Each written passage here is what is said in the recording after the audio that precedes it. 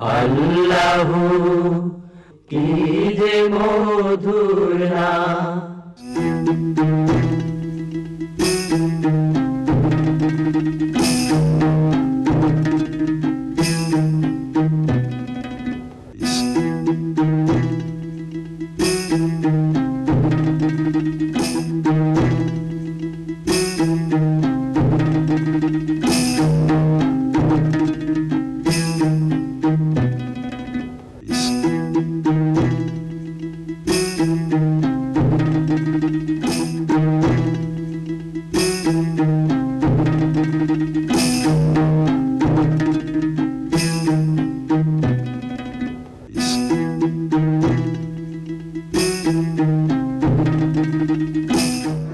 আসসালামু আলাইকুম ওয়া রাহমাতুল্লাহি ওয়া বারাকাতুহু। নাহমাদুহু ওয়া নাস্তাঈনুহু ওয়া নাস্তাগফিরুহু ওয়া নু'মিনু বিহি ওয়া নাতাওয়াক্কালু আলাইহি ওয়া নাউযু বিল্লাহি মিন শুরুরি আনফুসিনা ওয়া মিন সাইয়্যাতি আ'মালিনা। من يهد الله فلا مضل له ومن يضلل فلا هادي له ونشهد أن لا إله إلا الله وحده لا شريك له وأشهد أن سيدنا وحبيبنا وسندنا ومولانا محمدا عبده ورسوله الذي أرسله بالحق بشيرا ونذيرا وداعيا إلى الله بإذنه وسراجا منيرا. فقد قال الله تعالى في كلامه المجيد وفرقانه الحميد. محبতের সাথে আল্লাহর দেওয়া জবান দিয়ে আমার সাথে পড়ুন। আউযু বিল্লাহি মিনাশ শাইতানির রাজিম। বিসমিল্লাহির রাহমানির রাহিম। ইন্নাল্লাহা ওয়া মালাইকাতাহু ইউসাল্লুনা আলান নবী ইয়া আইয়ুহাল্লাযীনা আমানু সাল্লু আলাইহি ওয়া সাল্লিমু তাসলিমা। বালাগাল উলা বিকামালিহি কাশাফাদ দুজা বিজামালিহি হাসরাত জামিউ খিসালিহি সাল্লু আলাইহি। কে তুমি হীরার গুহায় মোদিত আছি কেঁদেছ আপন মনে, কোন কথা নিয়ে অনবী আজকে বসেছ বিজন বনে। মানব জাতি অবনতি হেরি বেদেশ ভাবুক তুমি, কি রূপে আবার নব জাগরণে জাগিবে আরব ভূমি। বালাগাল উলা, জোরে জোরে মেহরবানি করে সকলে সামনের দিকে চলে আসে। সামনে ফাঁকা না রেখে একদম সামনের দিকে চলে আসে।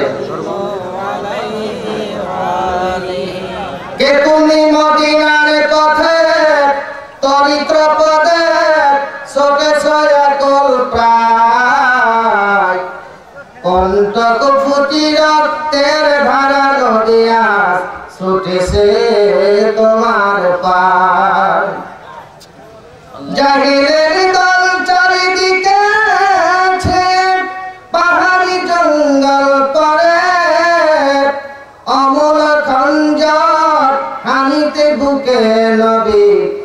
রেখেছে তোমার তরে অসত্যের বিরাগে তাপস তুমি পদে কেন প্রচারিয়াছিলে আল্লাহর বাণী নবী এটাই বুঝি তোমার দোষ বালাগাল্লাহুলা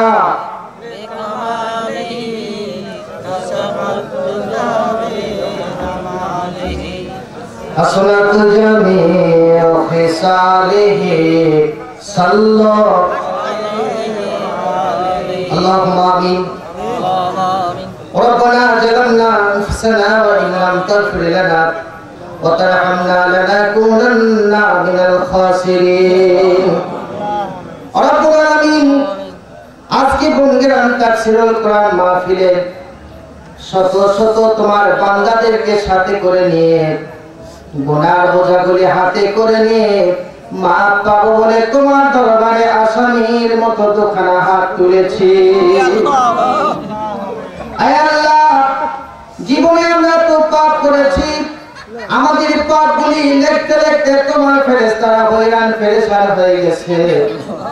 তাই এত অসংখ্য অগণিত গুনাহ হাতে করে নিয়ে তোমার দরবারে আমরা হাত তুলতে লজ্জা বোধ করি। তুমি না শান্তির বাণীতে বলেছ লা তাকুনাতু মির রাহমাতিল্লাহ, বান্দা পাপ করে করে যদি পাহাড় সমান করো আর চোখের পানি ছেড়ে দিয়ে যদি আমার দরবারে দোয়া করো, আমি আল্লাহ পাহাড় সমান গুনাহকে maaf করে দে। হে আল্লাহ, তাই আমরা পবিত্র কোরআনের মাহফিলে এসে গুনার বোঝাগুলি হাতে করে নিয়ে তোমার দরবারে দুখানা হাত উত্তোলন করেছি। মেহেরবানি করে আমাদের জিন্দেগির तमाम গুনাহগুলিকে maaf করে দিন।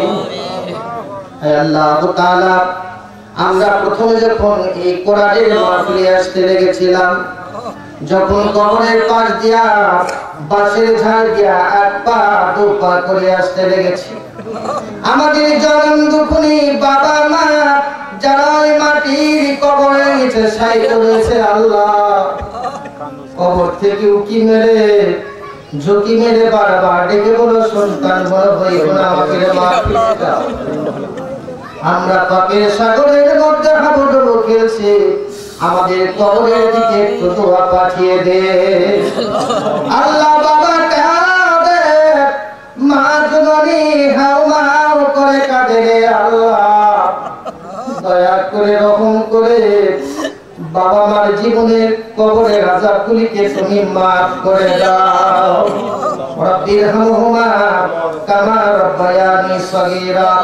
আমিন। বিহাক্কি লা ইলাহা ইল্লাল্লাহু মুহাম্মাদুর রাসূলুল্লাহ। মুআজ্জাজ মুহতারাম, সম্মানিত সভাপতি, মঞ্চে উপবিষ্ট হযরত উলামায়ে কিরাম, আমার সামনে বিভিন্ন মহল থেকে আগত কোরআন প্রিয় ইসলাম প্রিয় মুসলমান ভাইরা, অদূরে পর্দার অন্তরালে আমার পর্দা নিশি মা এবং বোনেরা, আপনাদের সকলের প্রতি আমার আন্তরিক সালাম। আসসালামু আলাইকুম ওয়া রাহমাতুল্লাহ। সমস্ত প্রশংসা আল্লাহ পাকের জন্য, যিনি আজকে এই বন্দিরাম তাফসীরুল কোরআন মাহফিলে আমাদেরকে আসার বসার যে মহান আল্লাহ সুযোগ দান করলেন, সেই মহান মাবুদের দরবারে আমরা মহব্বতের সঙ্গে শুকরগুজার হচ্ছি। একযোগে আমরা শুকর আদায় করছি। আমরা পড়ি আলহামদুলিল্লাহ। গলার আওয়াজ ছেড়ে দিয়ে আল্লাহকে খুশি করার জন্য করে জবান ছেড়ে দিয়ে শুকর আদায় করেন আলহামদুলিল্লাহ। আর তিনারি হাবিব, বিশ্ব মানবতা মুক্তির দূত, সাইয়্যিদুল মুরসালিন, শাফিউল মুজনিবিন, রাহমাতাল লিল আলামিন মুহাম্মদুর রাসূলুল্লাহ সাল্লাল্লাহু আলাইহি ওয়াসাল্লাম, তার প্রতি আমাদের লক্ষ কোটি দরুদ এবং সালাম। আজকে বঙ্গেরাম তাফসীরুল কোরআন মাহফিলে সমবেত হতে পেরে, এই মাহফিলে আসতে পেরে আমরা খুশি আছি না বাজার? একটু পিছনের সাইডের ভাইরা বলেন দেখি, খুশি না বাজার? সে খুশি অল্প না বেশি? বেশি, তাই না? এমন এক মাহফিলে আমরা বিচরণ করেছি, যে মাহফিল আল্লাহ পাকের দরবারে বেহেশতের বাগিচা। এটা কিসের বাগিচা? আরো জোরে বলুন, কিসের বাগিচা? আল্লাহ বেহেশতের বাগিচা। আর এই মাহফিলে কেউ যদি এক কদম দেয়, আল্লাহ পাক বলেন, আমি আল্লাহ পাক তার জীবনের যত গুনাহ আছে সব গুনাহগুলি মাফ করে দিই। আর একটু মহব্বতের সঙ্গে আবার আজকে পৃথিবীর যত মানুষ, কি খাটো কি লম্বা, কি ফর্সা কি ময়লা, কি হিন্দু কি মুসলমান, সমস্ত পৃথিবীর মানুষ একটি বিষয়ের জন্য করে হন্যায় হয়ে ঘুরছে, পাগল করা হয়ে ঘুরছে। সেই বিষয়টা কি? ওটার নাম হচ্ছে পিস, শান্তি। জোরে বলুন, ওটার নাম কি? শান্তি। শান্তি। এই শান্তির জন্য করে মানুষ পাগল হয়ে ঘুরছে।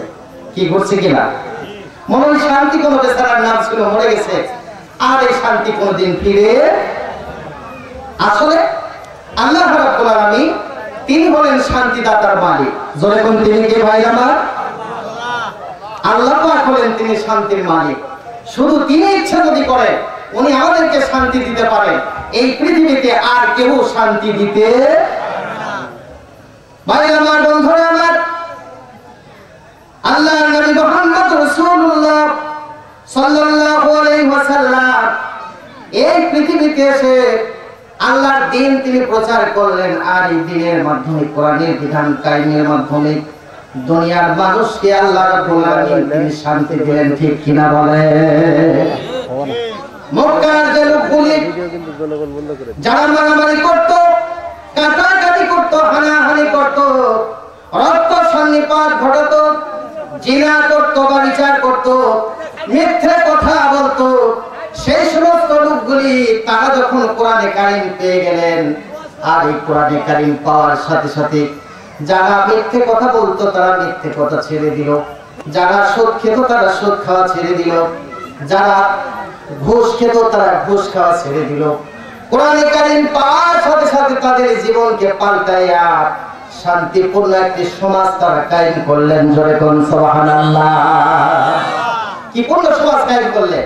শান্তিপূর্ণ একটি সমাজ তারা কায়েম করলেন।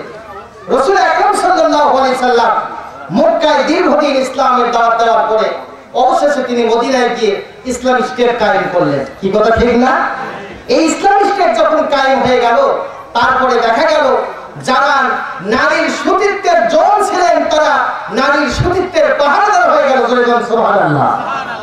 সেই সময় সুদূর কাদেসিয়া থেকে মক্কা নগরে নারীরা একাকী হজ করতে আসতো, কোনো পুরুষ তাদের সামনে চোখ রাঙায় দেখতে তাকাইতো না। ইসলামের বিধান কত সুন্দর। তো হুজুর আকরাম সাল্লাল্লাহু আলাইহি ওয়াসাল্লাম তিনি যখন ইসলামের দাওয়াত দিচ্ছিলেন, সেই সময় আবু জেহেল, উতবা, সাইবা প্রমুখ কাফেরেরা তারা তখন রাসূলের দাওয়াতে বাধা দিতে শুরু করলো। কি করতে শুরু করলো? বাধা দিতে শুরু করলো। তো হযরতে ওমর ফারুক রাদিয়াল্লাহু তাআলা তিনি একদিন গভীর রাত্রে কাবার পাশ দিয়ে হেঁটে যাচ্ছেন, যাবার লাগে দেখছেন যে হুজুর আকরাম সাল্লাল্লাহু আলাইহি ওয়াসাল্লাম তিনি তখন কাবা শরীফে নফল নামাজ আদায় করতেছিলেন। সুবহানাল্লাহ। কি নামাজ পড়তেছিলেন? নফল নামাজ। তো ওমর ফারুক রাসূলের নামাজ পড়া দেখে ভাবলেন, এই গভীর রজনীতে মুহাম্মদ একাকী এখানে কি করে? এখানে তো কোনো মানুষ নাই, অথচ মুহাম্মদ একাই। আবার কখনো কিছু সময় দাঁড়িয়ে থাকে, আবার রুকুতে যায়, আবার কিছু সময় সেজদাতে যায়। তার মানে রাসূল নামাজ পড়ছেন। ওমর তো তখন মুসলমান হন নাই, তিনি নামাজও বোঝেন না। কি ঠিক না এটা? তো তখন ওমর চিন্তা করতেছে যে মুহাম্মদ এরকম করে কেন? ভাই আমার, বন্ধুরা আমার, হযরত ওমর ফারুক রাদিয়াল্লাহু তাআলা তখন তিনি ভাবলেন, মক্কার লোকগুলি মুহাম্মাদের সব প্রসঙ্গে যে কথাগুলি আমাকে বলতো, আজকে তা আমি নজর করে দেখছি, আসলে সব কথাগুলি ঠিক।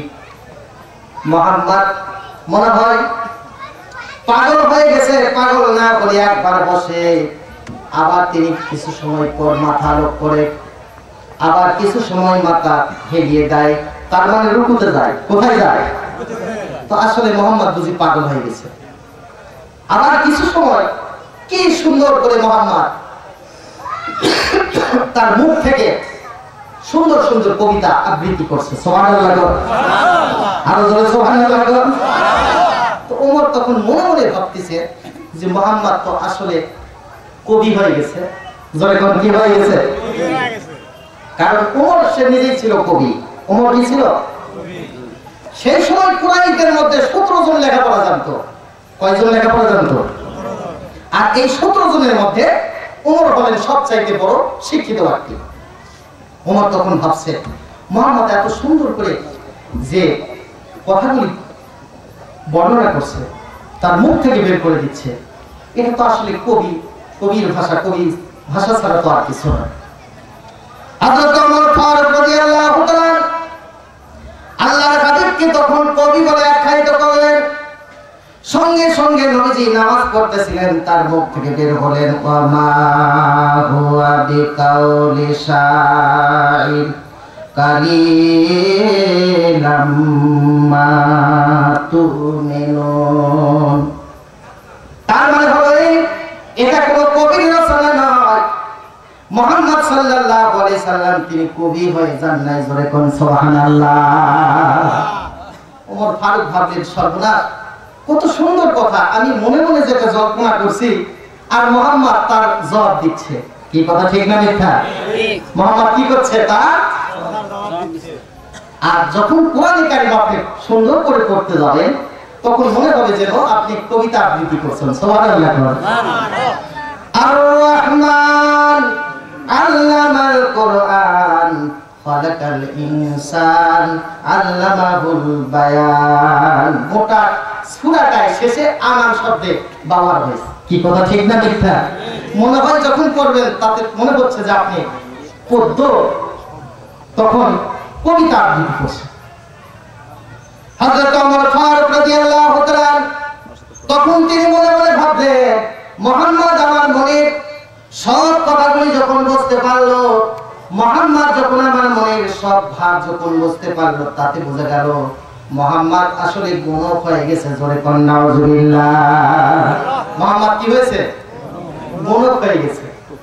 যখনই আল্লাহর হাবিবকে গুণক বলে আখ্যায়িত করলেন, সঙ্গে সঙ্গে নবীজির মুখ থেকে আবার তখন বের হলেন ওয়ালা বিকাউলি কাহিন কালিলাম মা তাযাক্কারুন। এটা কোনো গুণগান কথা নয়। ওমর ফারুক তখন আরো অবাক হয়ে গেলেন, গোহাত তুলে বলেন সুবহানাল্লাহ। ওমর ফারুক কি বলে? অবাক হয়ে গেলেন। আমি প্রথমে তাকে কবি মনে করলাম, তার জবাব সে পেয়ে গেল। এখন তাকে গুণক হিসাবে আখ্যায়িত করলো আর সাথে সাথে তার জবাব পেয়ে গেল। জোরে বলুন সুবহানাল্লাহ। তোমরা তখন ভাবতেছে তাহলে এটা কি হতে পারে? কিছুক্ষণ পরে আল্লাহ নবীজির মুখ থেকে আবার বের হচ্ছে তানজিলুম মির রাব্বিল আলামিন। হে নবীজির মুখ থেকে যে কথাগুলি বের হচ্ছে এটা হলো আল্লাহ পাকের পক্ষ থেকে খোদার আনিত বাণী, আল্লাহর কালাম। দুহাত তুলে বলেন সুবহানাল্লাহ। নারায়ে তাকবীর। ইসলাম দিন ইসলাম। আল কোরআনের আলো। ইল্লাহে তাকবীর। এটা কার বাণী? আল্লাহর কোন কার বাণী? আল্লাহ মুহাম্মদ সাল্লাল্লাহু আলাইহি সাল্লামের মুখ থেকে বের হচ্ছে। জোরে জোরে বলুন সুবহানাল্লাহ। হযরত ওমর ফারুক রাদিয়াল্লাহু তাআলা তখন তিনি ভাবলেন আশ্চর্য কথা, যদি তার প্রভুর বাণী এটা হয় তাহলে আমি আরো একটু ভালো করে দেখি। এই মনে করে কাবার হাতিম থেকে পাশ দিয়ে কিছু দূরে যাওয়ার লেগে দেখে যে আবু জেহেল মক্কার সব মানুষদেরকে নিয়ে এক জায়গায় বসে মিটিং করছে। জোরে বল কি করছে? মিটিং করছে। মিটিংটা কি? হযরত ওমর ফারুক রাদিয়াল্লাহু তাআলা তখন তিনি কাফির ছিলেন, চিন্তা করলেন আবু জেহেল মক্কার মানুষদেরকে নিয়ে এই জায়গায় কিসের মিটিং করে, কি আলোচনা করে জানার জন্য করে তিনি একবার উপা করে আস্তে আস্তে করে ওই মিটিং এর পাশে এসে তিনি দাঁড়িয়ে গেলেন। এমন অবস্থায় আবু জেহেল সমস্ত মক্কার মানুষদেরকে দেখে বলে, মক্কার মানুষেরা তোমাদেরকে আমি যে জন্য করে রেখেছি তার মানে হলো আজকে আমি তোমাদের সামনে বলতে চাই, তোমাদের মধ্যে যে কেউ ওই মুহাম্মদকে হত্যা করতে পারবে, আমি তাকে 100টি উট পুরস্কার দিব। কাকে হত্যা করার কথা বলছে? যে মুহাম্মদ সাল্লাল্লাহু আলাইহি ওয়াসাল্লামকে হত্যা করবে তাকে আবু জেহেল 100 উট পুরস্কার দিবে। জোরে জোরে বলুন নাউজুবিল্লাহ। ভাইজান, মনে কিছু না নিলে মেহরবানি করে সামনে একটু চেপে আসে। এই যে সামনে ফাঁকা জায়গা আছে, আল্লাহর কথা শোনার জন্য যে ব্যক্তি সামনের দিকে 1 কদম এগিয়ে যায়, আল্লাহ তার দিকে 10 কদম এগিয়ে যান। সুবহানাল্লাহ পড়ে একটু মেহরবানি করে সামনের দিকে চেপে আসে আর পরে লা ইলাহা ইল্লাল্লাহ। আসেন ভাই, আসেন, মেহরবানি করে আসেন, সামনের দিকে জমে জমে বসে। ফাঁকা জায়গা আপনারা কেউ রাখবেন না, পিছনে যে রাখবেন ওনাদেরকে বসার সুযোগ করে দিন। লা ইলাহা ইল্লাল্লাহ। জোরে জোরে লা ইলাহা ইল্লাল্লাহ, লা ইলাহা ইল্লাল্লাহ, লা ইলাহা ইল্লাল্লাহ মুহাম্মাদুর রাসূলুল্লাহ সাল্লাল্লাহু। হযরত ওমর ফারুক যখন শুনলেন যে মুহাম্মদকে যে ব্যক্তি হত্যা করবে তাকে 100 উট পুরস্কার দেওয়া হবে। কতগুলো উট? 100। তো আবু জেহেল বলার পরে দেখলে মক্কার একজন মানুষকেও পাওয়া গেল না। আবু জেহেল তখন ভাবলেন যে কি মক্কার বুকে কোনো মানুষকে কি এই 100টি উট পুরস্কার নেওয়ার মতো পাওয়া যাবে না?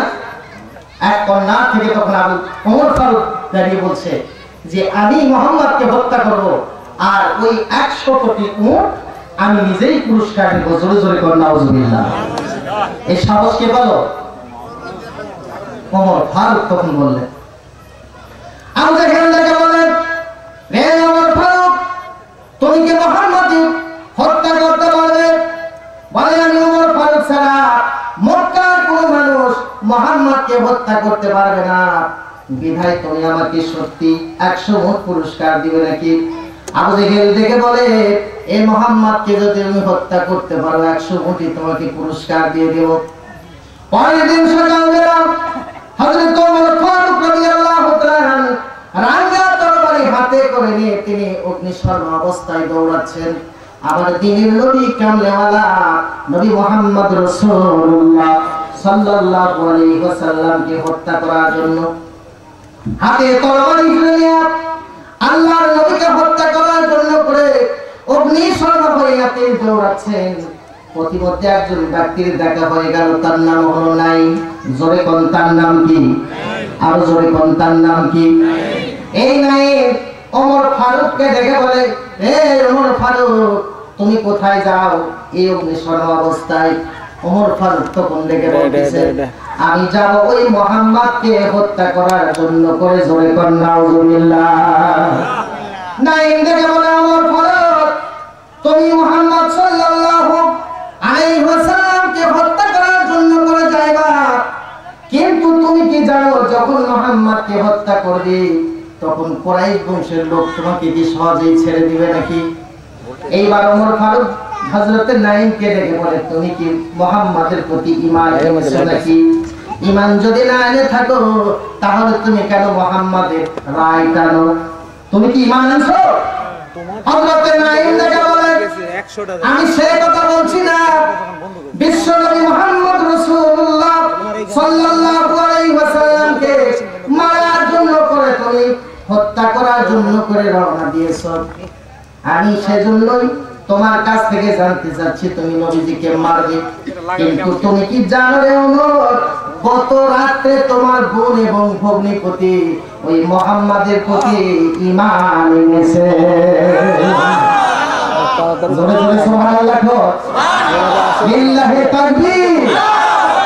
ঈমান চাঁদে খুলে ফেলতো ওমরের ও ওটা আগে ওটা আর ভগ্নিপতি বলে, তোমার নিজের ঘর তুমি সামলাইছো, তুমি এখন জানো কি যে গত রাতে লোক আছে, লোক তোমার বোন এবং ভগ্নিপতি আল্লাহর নবীজির প্রতি ঈমান আনছে। জোরে জোরে কোন সুবহানাল্লাহ।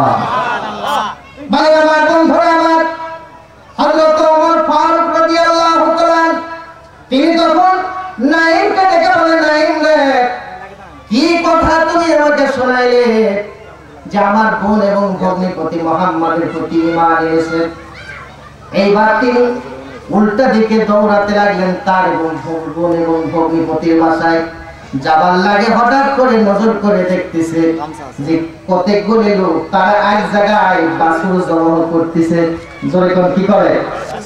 বাছুর জবাহ করতে। তো ওমর ফারুক তখন ভাবলেন আমি বাছুর জবাহ করে একটু দেখি। আস্তে আস্তে করে ওমর ফারুক তখন ওই বাছুরের কাছে গিয়ে বাছুরটিকে দেখতে লাগলেন।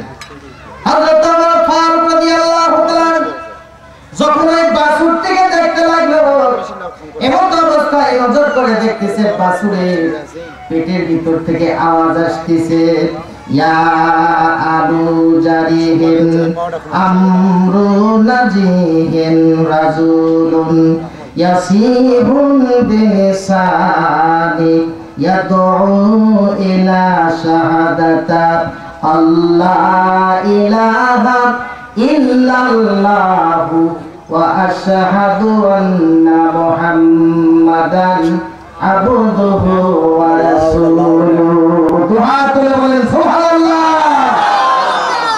বাছুরের পেটের ভিতর থেকে এই জবাব আসছে। সুবহানাল্লাহ। তার ভিতর থেকে একদিকে ফাটকা লাগে তো বাছুরের পেটের ভিতর থেকে জবাব আসছে। যার অর্থ হলো হে জারির বংশধর,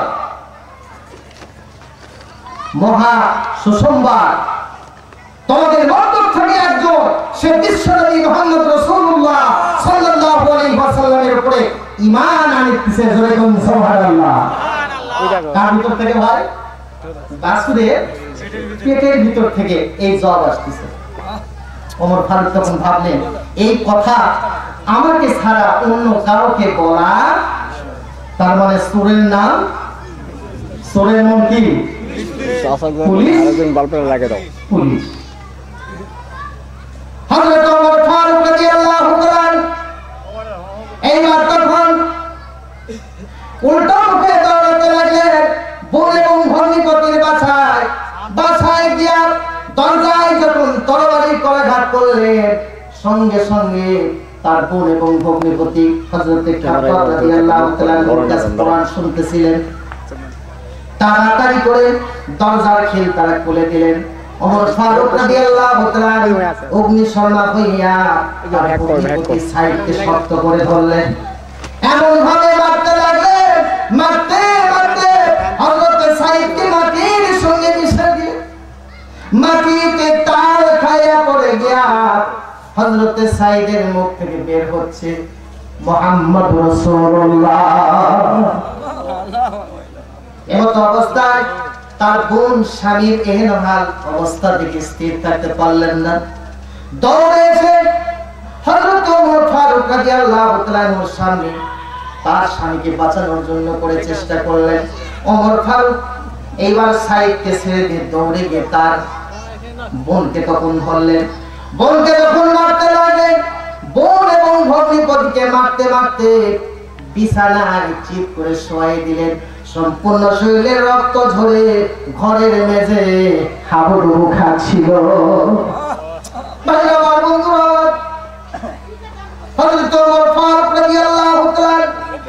এখনো পর্যন্ত তিনি তারা কমান নাই, থামেন নাই। বোন এবং ভগ্নিপতিকে মারতে লাগলেন। আর এদিকে হযরত খাব্বাব রাদিয়াল্লাহু তাআলা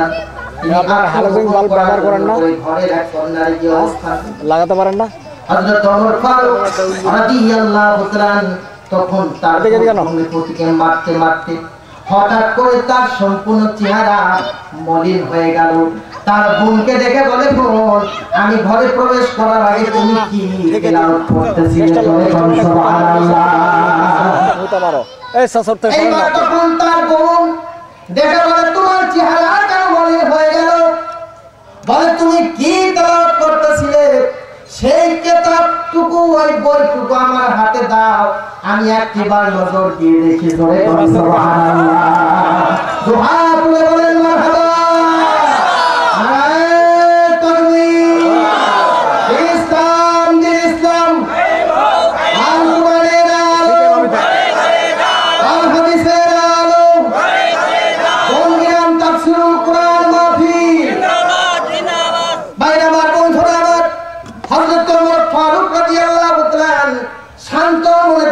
তার বোনকে বলে, বোন আমি ঘরে প্রবেশ করার পূর্বে যে আওয়াজটুকু আমার কানে এসেছিল তুমি সত্য করে বলো, তুমি আমি আসার পূর্বে কি তেলাওয়াত করতেছিলে? বলুন সুবহানাল্লাহ।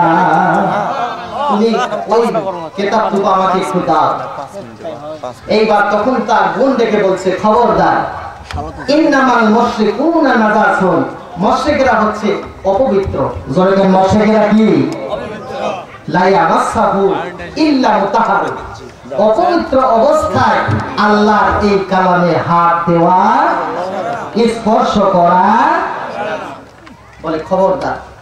বলছে তাহলে কি করতে হবে? বলে তুমি এখনই পবিত্র হও, তুমি গোসল করে ওযু করে আসো, তারপরে আমরা এই আল্লাহর কালাম তোমার হাতে দিব। জোরে বলুন সুবহানাল্লাহ, আর জোরে জোরে বলুন সুবহানাল্লাহ। বাইরে মারুন ধরে আমার হযরত ওমর ফারুক রাদিয়াল্লাহু তাআলা তখন তিনি সঙ্গে সঙ্গে গোসল করলেন, ওযু বানাইলেন। ওযু বানানোর পর হযরত ওমর ফারুক রাদিয়াল্লাহু তাআলা তখন চলে আসলেন। আসার পরে এইবার তার বোন তার হাতে আল্লাহর কালামখানা উঠাই দিলেন। হযরত ওমর ফারুক কোরআনে কারীম হাতে করে নিয়ে তখন সর্বপ্রথম যে আয়াতে কারিমা তেলাওয়াত করছেন সেটা হচ্ছে সূরাতুল তাহারুন। জোরে কোন কার? আরো জোরে কোন কার? সূরাতুল তাহারুন। হযরত ওমর ফারুক রাদিয়াল্লাহু তাআলা তখন তিনি পড়ছেন বিসমিল্লাহ, মহব্বতের সঙ্গে পড়েন, বিসমিল্লাহির রাহমানির রাহিম, ইন্নী আনাল্লাহ লা ইলাহা ইল্লা আনা ফাবুদুনি ওয়া আকিমিস সালাতা লিযিকরি। ইন্নী আনাল্লাহ, তার অর্থ হচ্ছে আমি নিজেই আল্লাহ। জোরে কোন কে? আমি নিজেই আল্লাহ। লা ইলাহা ইল্লা আনা, আমি আল্লাহ ছাড়া আমার আর কোনো ইলাহা। ফাবুদনি, তোমরা আমার ইবাদত করো। ওয়াকিমিস সালাতা লিযিকরি, এবং আমার নামাজ কায়েম করো। জোরে কোন সুবহানাল্লাহ। এই কথাগুলি কার ভাই? আর জোরে কোন কার? আল্লাহর কথা। হযরত ওমর ফারুক রাদিয়াল্লাহু তাআলা এই কয়েকটি শব্দ তিনি তার অর্থগুলি পড়ার সাথে সাথে সম্পূর্ণ চেহারা তার মলিন হয়ে গেল। জোরে কোন সুবহানাল্লাহ। বাইরে আমার বন্ধুরা আমার, হযরত ওমর ফারুক রাদিয়াল্লাহু তাআলা এইবার তার বোনকে ডেকে বলে, বোন তুমি আর দেরি করো না, তাড়াতাড়ি করে নিয়ে চলো, আমার দরদের নবী কোন জায়গায় আছে। হযরত ফাতেমা তার বোন ডেকে বলে, ভাই তুমি নবীজির কাছে যাবে, সেখানে গিয়ে মুসলমান হবে। বলে আমাকে আর দেরি করায় না, তাড়াতাড়ি করে নিয়ে চলো নবীজির কাছে। আমার দরদের নবীর চেহারা না দেখলে আমি ওর আমার ভালো লাগে না। হযরত ওমর ফারুক রাদিয়াল্লাহু তাআলা এইবার তখন হযরত সাইদকে সাথে করে নিয়ে, তার বোনকে সাথে করে নিয়ে আবার নবীজি যে জায়গায় তার শিপান ছিলেন সেখানে রওনা দিলেন। এক পা দু পা করে আস্তে আস্তে করে সেখানে গিয়ে দেখছেন আমার দরদের নবী সাহাবায়ে কিরামদেরকে নিয়ে কোরআনের কথা বলছে। এমত অবস্থায় ওমর ফারুক রাদিয়াল্লাহু তাআলা মাহফিলের এক কর্নারে গিয়ে তখন দাঁড়াইলেন।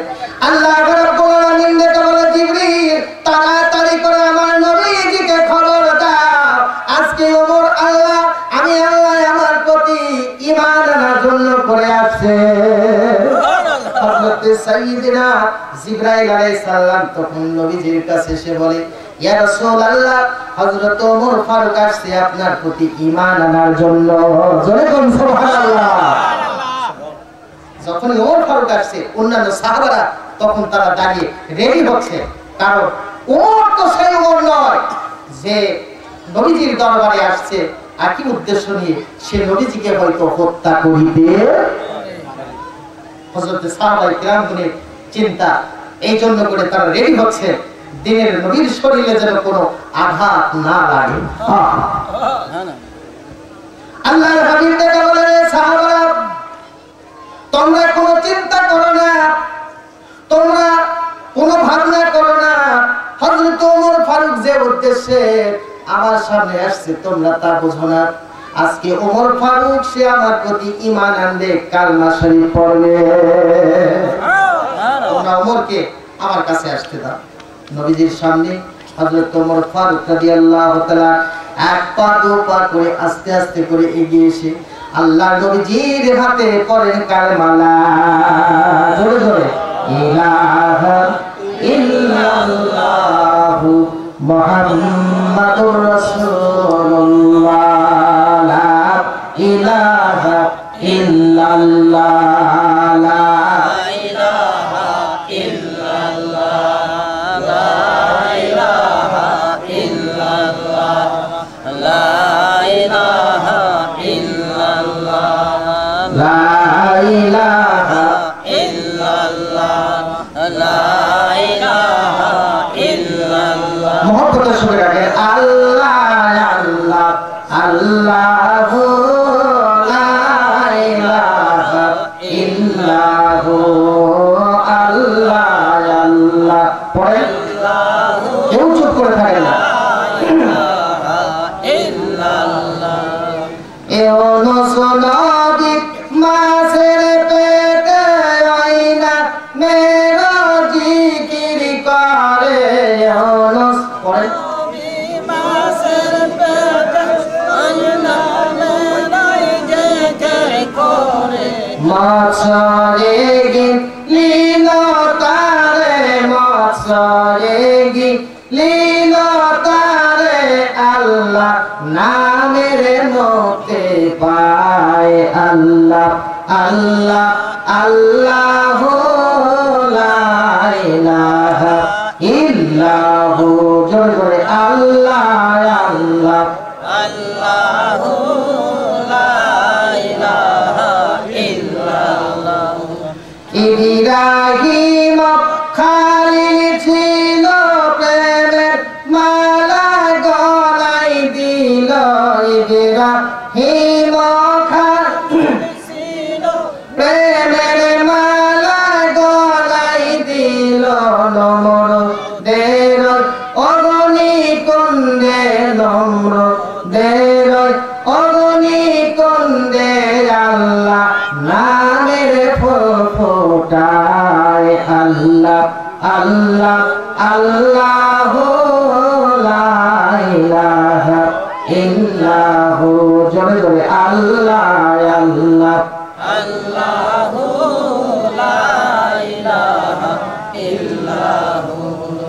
ইসমাঈল সরি তলে আল্লাহ নামের জিকির করে।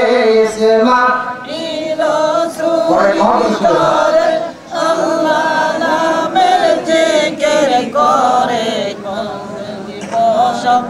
একটি কসম কাটিল না একটি কসম কাটিল না আল্লাহ নামের মতে পায়। আল্লাহ আল্লাহ আল্লাহ লা ইলাহা ইল্লাহু আল্লাহ আল্লাহ আল্লাহ লা ইলাহা ইল্লাহু। ভাই আমার বন্ধুরা আমার আছেন হযরত রাসূলুল্লাহ সাল্লাল্লাহু আলাইহি ওয়াসাল্লামকে মারার জন্য করে আবু জেহেল 100 উট পুরস্কার দিবেন। জোরে কোন কত? 100। আরো জোরে কোন কত? 100। এই পুরস্কার নেওয়ার জন্য করে ওমর ফারুক নবীজিকে হত্যা করতে আসছিল, কি ঠিক না? আল্লাহর নবীজিকে হত্যা করতে সে আল্লাহর জান্নাতের সার্টিফিকেট তিনি গ্রহণ করলেন। জোরে কোন সুবহানাল্লাহ। কিসের সার্টিফিকেট গ্রহণ করলেন? কুরবানির ভিতরে ওমরের নাম আমরা নেই কিনা? কি বলেন, পড়ি কিনা? 10 জন সাহাবা দুনিয়াতে আল্লাহর জান্নাতের সার্টিফিকেট পেয়েছেন। জোরে কোন কয়জন? এই জান্নাতের সার্টিফিকেট কি আপনারা নিতে চান না? কারা কারা নিতে চান একটু হাত তুলে দেখান দেখি। কেউ আপনারা নিতে চান না? ভুল বুঝতে পারছেন তাই না? এবার একটু দেখতে চাই কারা কারা আল্লাহর জান্নাতের সার্টিফিকেট দিতে চান। হাত তুলে দেখা ইনশাআল্লাহ হাত আপনারা নেবেন তাই না? অবশ্যই নিতে হবে। কিন্তু আল্লাহর হুকুম মানতে হবে। জোরে কোন কি করতে হবে? আল্লাহর হুকুম মানতে হবে। এক লোক এসে আমার বলছে, হুজুর আমি আমার যত অর্থ সম্পদ সবকিছু আল্লাহর রাস্তায় দান করে ফেলবো, কোনো আপত্তি নাই, কিন্তু নামাজটাই আমি পড়ি না। কি করি না? আচ্ছা বলেন, যে ব্যক্তি নামাজ পড়ে না তার ইমাম থাকলো নাকি? কি থাকলো ভাই? যে নামাজ পড়ে না তার ইমান নাই, থাকলে তো নষ্ট হবে নাকি? কি কথা ঠিক না মিথ্যা? এই জন্য নামাজ পড়তে হবে আর যত হুকুম আল্লাহর পালন করতে হবে, তবেই আল্লাহর জান্নাতের সার্টিফিকেট এই দুনিয়ায় পাওয়া যাবে। জোরে কোন সুবহানাল্লাহ। এদিকে যখন আবু জাহেল ডিক্লার দিল, উমাইয়া নামে এক ব্যক্তি ছিল, সে বাসায় গিয়ে দেখছে তার এক বাসার রুম থেকে আল্লাহর কালেমার জিকির হচ্ছে। জোরে কোন সুবহানাল্লাহ। কি হচ্ছে? একটু জিকির করেন দিদি। আল্লাহ আল্লাহ আল্লাহ আল্লাহ আল্লাহ আল্লাহ আল্লাহ আল্লাহ আল্লাহ আল্লাহ আল্লাহ আল্লাহ ইন্নাল্লাহা মা'আস সাবিরিন। আপনারা জিকির করবেন, জিকির করলে দিল জিন্দা হয়। জোরে কোন কি হয়? দিল জিন্দা হয়। কিন্তু আমরা তো আল্লাহকে ডাকতে চাই না, আল্লাহকে আমরা ডাকতে চাই না। আজকে পাগল হয়ে গেছি, বুকটা ফাইটা যায়, বুকটা ফাইটা যায়। এই নিয়ে আল্লাহ কি কয় জানেন? কবরে খালি এসে ঢুকে ডাক, আমি আল্লাহ পাক শুধু বুক লই, তোকে গোটা সিরে খান খান করে দিব। আসলে আমার ভাই, আমার বন্ধুগণ, উমাইয়া তার বাসায় গিয়ে দেখতেছে এক রুম থেকে আল্লাহর কালেমার জিকির হচ্ছে। উমাইয়া চিন্তা করেন, এই জায়গায় কে কালেমার জিকির করে রে? এক পা দু পা করে আস্তে আস্তে করে গিয়ে দেখছেন এই বাসায়, এই রুমে তার এক নিষ্ঠ এক কৃতদাস ছিল, যার নাম ছিল হযরত বিল্লাল রাদিয়াল্লাহু তাআলা। জোরে কোন সুবহানাল্লাহ। দেখছে, নজর করে হযরত বিল্লাল বসে বসে আল্লাহর জিকির করতেছে। লা ইলাহা ইল্লাল্লাহ। জোরে জোরে লা ইলাহা ইল্লাল্লাহ। উমাইয়া তাড়াতাড়ি করে গিয়ে বলে, বিল্লাল তুমি কেমন করে জিকির করো? আমি তো এর আগে কোনদিন শুনতে পাই না রে। বিল্লাল তুমি এই কালেমা কেমন করে কবে তুমি পড়লে? বিল্লাল কোনো জবাব দেয় না, শুধু আল্লাহর নামের বিল্লাল জিকির করতেছে। সুবহানাল্লাহ। বিল্লালকে বলছে, বিল্লাল তুমি আমার একনিষ্ঠ কৃতদাস, বিশ্বস্ত কৃতদাস, আর তুমি মুহাম্মদের প্রতি ঈমান আনছো কবে? বিল্লাল কোনো জবাব দিচ্ছে না। কেন জবাব দিচ্ছে না? যারা আল্লাহকে ডাকতে থাকে আল্লাহ তাদের দিলে জজবা পয়দা করে দেয়। যেরকম সুবহানাল্লাহ। এই কথা আল্লাহ বলছে, ইন্নামাল মুমিনুনা আল্লাযীনা ইযা যুকিরাল্লাহু ওয়াজিলাত কুলুবুহুম ওয়া ইযা তুলিয়াত আলাইহিম আয়াতুহু জাদাতুহুম ঈমানাও আলা রাব্বিহিম ইয়াতাওয়াক্কালুন। আল্লাহ বলে, যখন বান্দা আমার নামের জিকির করে তখন তার দিল কম্পিত হয়। জোরে কোন সুবহানাল্লাহ। দিল কি হয়? দিলে জজবা পয়দা হয়। এক জায়গায় ওয়াজ করছিলাম, কেমন খেতে বসবো, সেই সময় এক লোক এসে বলছে, হুজুর আমাদের এখানে এক লোকের জজবা হয়ে গেছে, তো আপনি না গেলে এই জিকির আর থামবে না। কি মুশকিল, আমি না গেলে বলে জিকির থামবে না। তারপরে অবশেষে গেলাম, গিয়ে দেখলাম সর্বনাশ, এমন জিকির উঠছে, জিকির করতে করতে সব লুঙ্গি গুলো নিয়ে যায় মাথার উপর ঠিকই লাগাইছে। চুল ধরে কানে ধরে বললাম, কেন বলো এমন জিকির তোকে কে শিক্ষা দিচ্ছে? শরীয়তের বরখলাফি করে আল্লাহকে ডাকা জায়েজ নাই। কি বলেন, জায়েজ আছে? আল্লাহকে ডাকতে হবে করুণ ভাবে, আল্লাহ পাক তখন বান্দার কথা শুনবে। জোরে কোন সুবহানাল্লাহ। বাইরে আমার বন্ধুরা, আমার হযরত বিল্লাল রাদিয়াল্লাহু তাআলা এমন ভাবে ডাকতে লাগলেন, তার দ্বারা জজবা হলো, দুনিয়ার কোনো কথা বিল্লাল শোনে না। অবশেষে উমাইয়া বিল্লালকে বলে, বিল্লাল রে তুমি যদি কালমা পরিত্যাগ করো ভালো, আর যদি কালমা যদি পরিত্যাগ না করো আমি তোমাকে যা ইচ্ছা তাই করব। জোরে কোন নাউযুবিল্লাহ। তুমি কালমা বন্ধ করো। বিল্লাল রাদিয়াল্লাহু তাআলা কালমা আর বন্ধ করে না, সে জবান ছেড়ে দিয়ে আল্লাহর জিকির করে, পড়ুন সুবহানাল্লাহ। উমাইয়া তখন ডেকে বলে, বেলাল তুমি আমার এক বিশ্বস্ত কৃতদাস, কালমা তুমি যদি বন্ধ করো তাহলে আমি তোমাকে ভালো রাখবো, আর যদি কালমা বন্ধ না করো তোমাকে আমি উপযুক্ত শাস্তি দিব। এইবার বেলালকে একটি ঘরের ভিতর আবদ্ধ করে রাখলেন।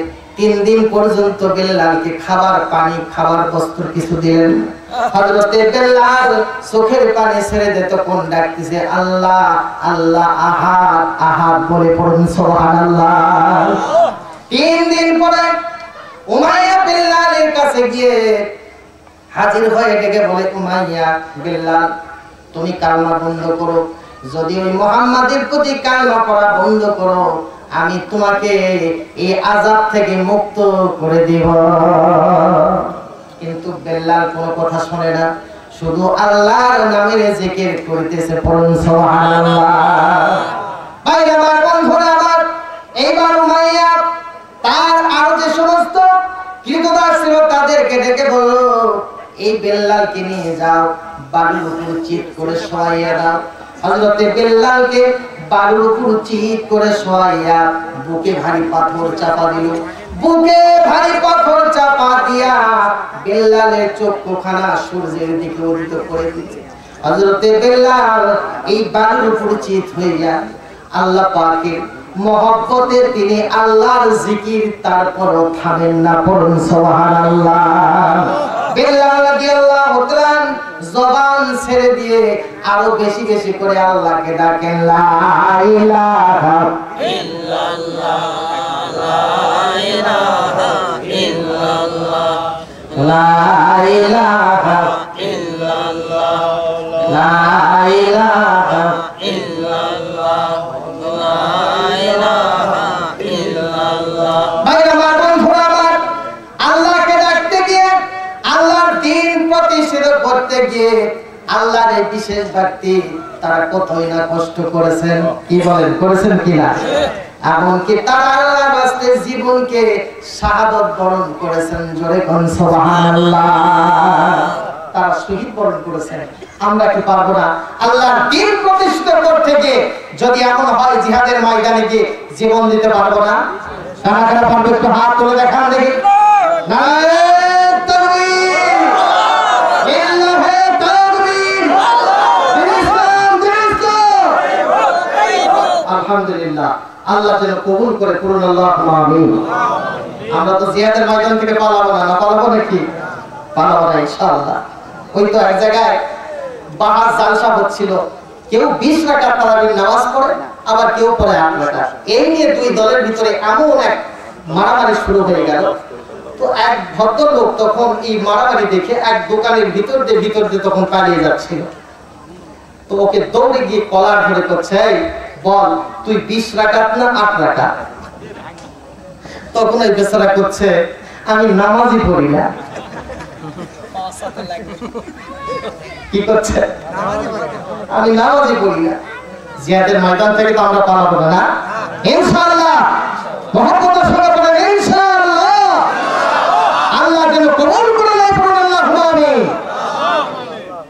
ভাইরা আমার, হযরত ইমাম হোসেনকে যখন কুফাবাসীরা এক এক করে 150 পত্র লিখলো, তুমি আমাদের কাছে আসো, আমরা তোমার কথা শুনবো, তোমার কথা অনুযায়ী ইসলামের উপরে চলবো। সুবহানাল্লাহ বলেন। 150 পত্র লেখার পরে ইমাম হোসেন তখন রাসূল পাক সাল্লাল্লাহু আলাইহি ওয়াসাল্লামের এক বিশিষ্ট সাহাবা ছিলেন, তার নাম হলো হযরতে মুসলিম রাদিয়াল্লাহু তাআলা। জোরে কোন, তার নাম কি? এই মুসলিমকে বলল, তাহলে তুমি আমার যাওয়ার আগে তুমি কুফায় অবস্থান করো, কুফা শহরে তুমি যাও।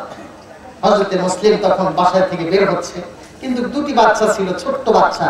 এই দুই বাচ্চা তখন বলছে, আব্বা তুমি যাচ্ছ, যদি ওই কুফা শহরে আল্লাহর দ্বীন প্রচার করো তো আমরাও তোমার সাথে যাব, ওখানে গিয়ে ইসলামের দাওয়াত দিব। আর একটু জোরে সুবহানাল্লাহ। কিসের দাওয়াত দিব? আর আমাদের ছেলেরা কি করে? ইসলামের দাওয়াত দাও তো দূরের কথা, ছোট্ট থেকে টিভির পর্দাতে বসে বসে বাংলাদেশের যত নায়ক নায়িকা আছে সবার নাম মুখস্থ করে ফেলছে। কি ঠিক না? আজকে টিভি করতে করতে ক্যান্সারে পরিণত হয়ে গেছে, তারপরও নবীর উম্মত আমাদের হোশ হলো না। আজকে আমরা কোন পর্যায়ে কোন পথে অগ্রসর হতে শুরু করেছি? ভাই আমার হযরতে মুসলিম তখন তার দুটি ছেলেকে সাথে করে নিয়ে কুফায় গমন করলেন। সুবহানাল্লাহ।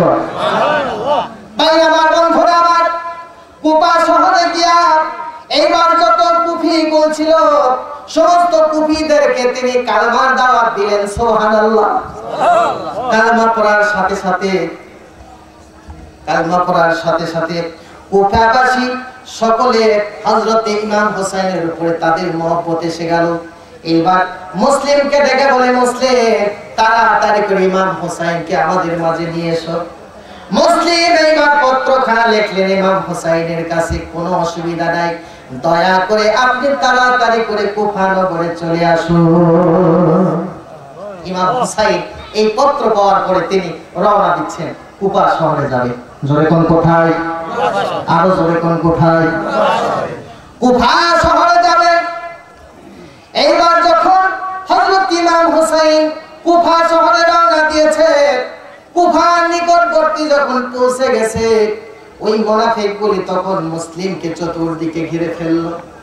মুসলিমকে ঘিরে ফেলার পরে হযরত মুসলিমের শরীরে তখন তীর নিক্ষেপ করতে লাগলো। এইবার মুসলিমের দুটি সন্তান চোখের পানি ছেড়ে দিয়ে কেঁদে বলে, আল্লাহ, এই কুফা শহরে আমরা আসছি, যদি আমার আব্বা আমরা যদি তোমার হস্তে শহীদ হয়ে যায় আমাদের কোনো পরিপদ থাকবে না রে দয়াল মাহবুব। কিন্তু তোমার প্রিয়তম বান্দা ইমাম হোসেন যে কুফা নগরে আসতেছে, আল্লাহ তোমার এই প্রিয়তম বান্দাকে তুমি তোমার কুদরতি হাত দ্বারা হেফাজত করো। দুইটি ছেলে চোখের পানি ছেড়ে দিয়ে কাঁদতে লাগলো। এদিকে মুসলিমকে এমনই ভাবে তারা তীর নিক্ষেপ করতে লাগলো, তরবারি দিয়ে আঘাত করতে লাগলো। কিছু পরে দুইটি সন্তান দেখে হযরতে মুসলিম দুনিয়া ছাড়ে আল্লাহর জান্নাতে বিদায় হয়ে গেল। বাবা শাহাদাত বরণ করলেন। সুবহানাল্লাহ। দুই ভাই তখন ইতিমের মতো চোখের পানি ছেড়ে দেখাচ্ছে। ইয়াজিদ দেখে বলে, এই দুই ছেলেকে তোমরা কারাগারে বন্দী করে রাখো। কোথায় বন্দী করে রাখবে?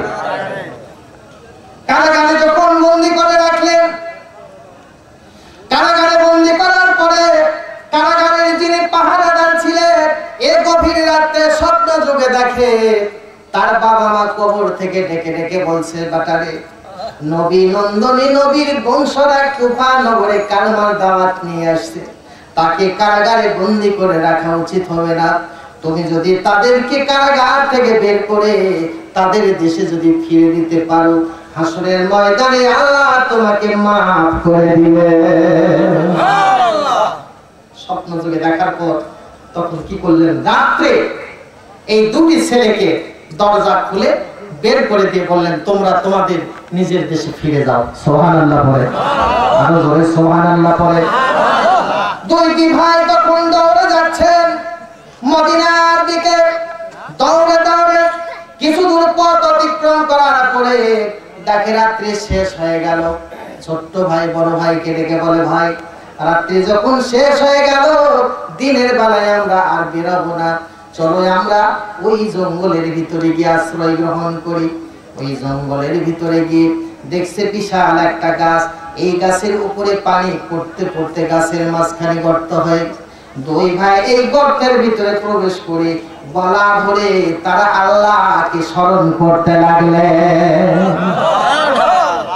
এদিকে এজিদ যখন দেখলো মুসলিমের দুই ছেলে তারা জেলখানা থেকে পালিয়ে গেছে, পাহারাদারকে ডেকে বলে, তুমি কেমন করে দেখলে তারা পালিয়ে গেল? পাহারাদার ডেকে বলে, সে পালিয়ে যায় নাই, আমি আল্লাহর রাস্তে তাদেরকে ছেড়ে দিয়েছি। কি করেছি? আমি ছেড়ে দিয়েছি। বলে, সর্বনাশ, তুমি তাদেরকে ছেড়ে দিচ্ছ কেন? বলে, আমি যদি এদেরকে কারাগার থেকে ছেড়ে দিই, আল্লাহ হাসরের দিন তিনি তার কারাগার থেকে আমাকে নাজাত করে দিবেন। আরো জোরে সুবহানাল্লাহ বলে। বলে, দুই ছেলেকে আমি ছেড়ে দিছি। এই যে তরবারি হাতে করে নিয়ে এসে তরবারি মারলেন, তারও আমি দ্বিখণ্ডিত হয়ে আল্লাহর জান্নাতে চলে গেল। ভাইরা আমার, বন্ধুরা আমার, হযরতে মুসলিমের দুটি সন্তান এইবার এই গাছের তলে প্রবেশ করে দুই ভাই গলা ধরে তখন আল্লাহর জিকির করতেছে, আল্লাহু আল্লাহ আল্লাহু লা ইলাহা ইল্লাহু, একসঙ্গে জোরে জোরে আল্লাহু আল্লাহ আল্লাহু লা ইলাহা ইল্লাহু। ওপরে আল্লাহ নিচে আল্লাহ, পরে ওপরে আল্লাহ নিচে আল্লাহ, ডানে আল্লাহ বামে আল্লাহ, সদাই বলো আল্লাহ আল্লাহ, সদাই বলো আল্লাহ আল্লাহ আল্লাহ আল্লাহ আল্লাহ আল্লাহ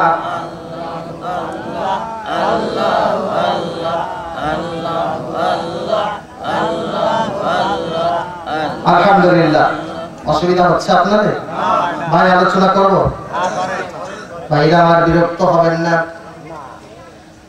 আল্লাহর দ্বীন প্রতিষ্ঠিত করতে গিয়েছিল এই দুই সন্তান গাছের তলে গলা ধরে তারাই আল্লাহর জিকির করতেছিল, সুবহানাল্লাহ। সকাল যখন হয়ে গেল, এইবার এক মহিলা ওই গাছের পাশে এক পুকুর ছিল, পুকুরে পানি তুলতে এসে দেখে এই পানির উপরে দুইটা মানুষের মাথার ছবি দেখতে পাওয়া যায়। কয়টা? সূর্যের তাপ যখন মাথায় লেগেছে আর ওই দুই বাচ্চার প্রতিচ্ছবি পানির উপরে গিয়ে পড়ছে। মেয়েটি চিন্তা করলেন, মানুষ তো এই জায়গায় কোথাও পাওয়া যায় না। ভালো করে খুঁজতে খুঁজতে দেখে দুটি সন্তান গাছের ভিতরে গলা চেপে ধরে তার আল্লাহকে স্মরণ করে। মহিলা চিন্তা করলেন, এ দুটি সন্তান অন্য কাহারও নয়, এই দুটি সন্তানই হবে হযরতে মুসলিম রাদিয়াল্লাহু তাআলা আনহু। এদিকে ইয়াজিদ কাফির দিলা দিয়ে দিছে, যদি ওই মুসলিমের দুটি ছেলেকে কেউ ধরায় দিতে পারে তাকে 100 দিরহাম পুরস্কার দেওয়া হবে। কত দিরহাম? আরো জোরে কোন কত দিরহাম? সমস্ত কুফা শহরে যত মুনাফিক ছিল তারা 100 দিরহামের জন্য করে ছুটে বেড়াইছে। সকাল হয় ছুটে বেড়ায়, এই দুই বাচ্চাকে কোথায় পাওয়া যাবে। মেয়েটি এবার বুঝতে পারলেন এ দুটি সন্তান অন্য কেউ নয়, এ দুটি সন্তান হচ্ছে মুসলিমের দুই সন্তান। এক পা দু পা করে কাছে এসে ডেকে বলে, বাবারা তোমরা এখানে গাছের তলায় কেন লুকিয়ে আছো? ছেলে দুটি কোনো জবাব দেয় না। মেয়েটি ডেকে বলে, বাবা কিসের জন্য করে গাছের তলায় লুকিয়ে আছো? তুমি দয়া করে আমার সঙ্গে চলো, আমি তোমাকে আমার বাসায় নিয়ে যাব। দুটি ছেলেকে আদর করে অতি গোপনে বাসায় নিয়ে গেলেন, তাদের খাবার ব্যবস্থা করে ঘরের ভিতরে আশ্রয় দিলেন, আর দেখে বললেন তোমরা ঘর থেকে বেরাবে না, তোমরা এই বাসায় থাকবা, খাবার সময় আমি তোমাদের খাবার ব্যবস্থা করব। কারণ আল্লাহর নবীর সহচরদের যদি খেদমত করা যায় আল্লাহ তার জীবনের তামাম গুনাহ মাফ করে দিবে। মেয়েটি অতি ধার্মিক ছিল, জোরে কোন কি ছিলেন? আজকে আমার আপনার স্ত্রীর কি অবস্থা? নামাজই পড়ে না, জোরে কোন কি করে না? সারাদিন টিভির পর্দায় টিভি দেখতে দেখতে নামাজের ওয়াক্ত পার হয়ে যায়। সম্মানিত মা বোন, নামাজ পড়বে, স্বামীর খেদমত করবেন, স্বামীকে মহব্বত করবে, পর্দার ভিতরে আপনারা থাকবেন। আল্লাহ যেন তৌফিক দেয়, করুন আল্লাহুম্মা আমিন। আপনারা নামাজ পড়বেন, নামাজ কাজা করবেন না, আপনারা 5 ওয়াক্ত নামাজ পড়বেন, স্বামীকে মহব্বত করবেন। যদি কোনো মহিলা তার স্বামীকে সালাম করে আল্লাহ সাথে সাথে তার বাবার গুনাহ সাগীরা মাফ করে দেয়। যদি কোনো পুরুষ মানুষ তার স্ত্রীকে সালাম করে, সালাম করার সাথে সাথে ওই তার স্বামী বাবার গুনাহ সাগীরা আল্লাহ সব মাফ করে দেয়। সুবহানাল্লাহ বলে। আপনাদের যাদের স্ত্রী আছে এই মাহফিল থেকে যাওয়ার পরে আপন স্ত্রীকে সালাম করবেন, রাজি আছেন তো? আপনারা রাজি আছেন তো? সালাম করবেন। পারিয়ালি তখন চিন্তা করবে, সর্বনাশ, আজকে আমাকে সালাম দিচ্ছে, এর আগে কোনোদিন দেয় নাই। মনে হয় ওয়াজ বাড়ি থেকে আসতে গেলে জিনে হয়েছে, সালাম দেয় কেন? মা বোন, আপনারা আপনার স্বামীকে সালাম করবে, মহব্বত করবেন, ভালোবাসবেন। স্বামীর অজুর পানি যদি মাথার চুল দিয়ে কোনো স্বামী, কোনো মেয়ে ছেলে যদি তার স্বামীর অজুর পানি মাথার চুল দিয়ে গোসল করে দেয়, আল্লাহ রাসূল বলেছেন এই মহিলা আম্মা জান আয়েশা সিদ্দিকার সাথে একই জান্নাতে বসবাস করবে। এই জন্য মা বোনেরা স্বামীকে মহব্বত করবেন, ভালোবাসবেন। এক মহিলা এই ওয়াজ শোনার পর আমাকে বলছে, হুজুর আমার স্বামীকে কি মহব্বত করবো, তার হুজুর পানি কি আর মুছে দিব, আমার স্বামী যে পাই ধোয় না। আমি বললাম কি কথা, পা ধোয় না? বলে না, পা না ধোয় বিছানায় এসে শুয়ে পড়ে, পায়ের ফাটা দেখলে আপনার মাথা খারাপ হয়ে যাবে। প্রতি বছর শীতে 3 বার করে লেবের ওয়ার বদলাতে হয়। আমি বললাম কত নম্বর সে কুষ্টা?